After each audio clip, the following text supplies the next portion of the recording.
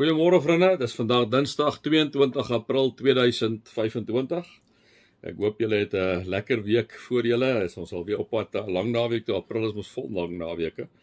So as julle nie hierdie naweek gerus het en julle aan diens was, hoop ek regtig dat julle die volgende naweek 'n bietjie rustig kan verkeer.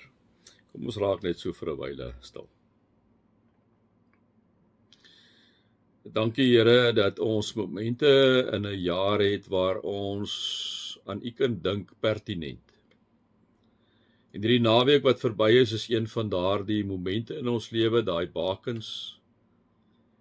Here, en dan kry ons eenheidsweek of Pinksterweek waar dit Pinkster is en Pinksterfees is waar die Heilige Gees uitgestort word en is een van die bakens.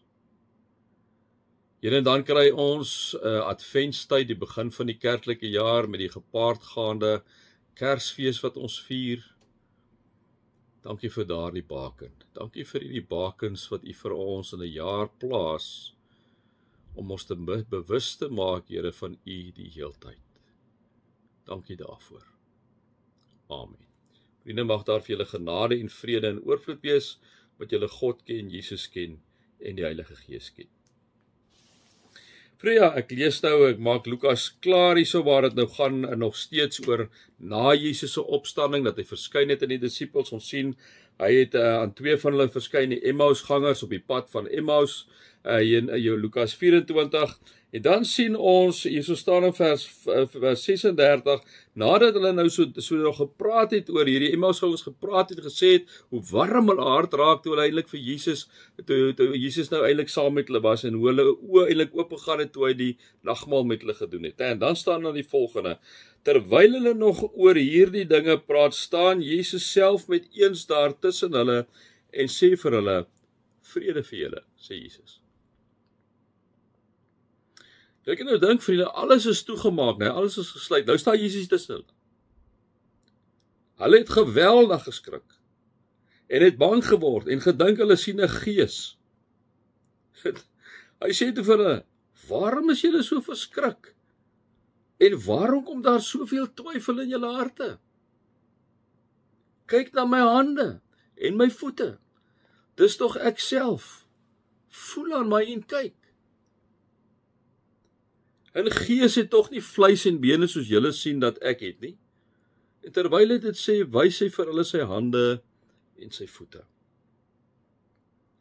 Toe hulle van blydskap en verwondering nog nie kon glo nie. Kyk, jy nou dink, vriende, ek bedoel, dis mos nou ongehoord, man. Dis totaal ongehoord. Hulle het nog nie vir Jesus sien. Hulle hoor nou maar mense hier en daar praat van hom. Maar hulle dink, hulle is nog steeds daar dat Jesus is dood. Hulle het nou gehoor wat die vrouens sê, het gehoor wat die Emmausgangers sê, maar wat hulle aanbetref, liewe vriende, is Jesus nog dood en hier skyn hierdie ou aan hulle en hulle dink regtig hulle sien 'n spook. Toe hulle van blydskap en verwondering nog nie kon glo nie, sê hy vir hulle, het julle hier iets om te eet? Hulle gee hom toe 'n stuk gebakte vis, hy het dit gevat en voor hulle oë geëet. Daarna sê hy vir hulle, dis die betekenis van die woorde wat ek vir julle gesê het toe ek nog by julle was, naamlik dat alles vervul moet word wat in die wet van Moses en in die profete en psalms oor my geskrywe is. Toe open hy hulle verstand om die skrif te verstaan. Verder sê hy vir hulle, so staan daar geskrywe, die Christus moet ly en op die derde dag uit die dood opstaan en in sy naam moet bekering en vergewing van sondes aan al die nasies verkondig word, van Jerusalem af en verder. Julle is getuies van hierdie dinge. En ek sal die gawe wat my Vader julle beloof het vir julle stuur, is die Heilige Gees.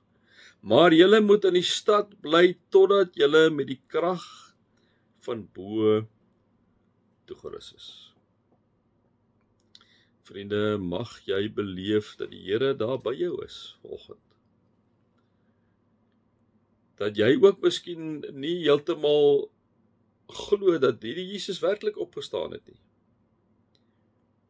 Maar dat Jesus by jou kom staan vanoggend, vir jou sê, my kind, kyk na my hande, kyk na my voete,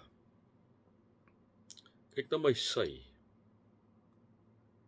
dis die tekens wat ek vir jou gesterf het. Mag ek en jy nooit daaraan twyfel nie.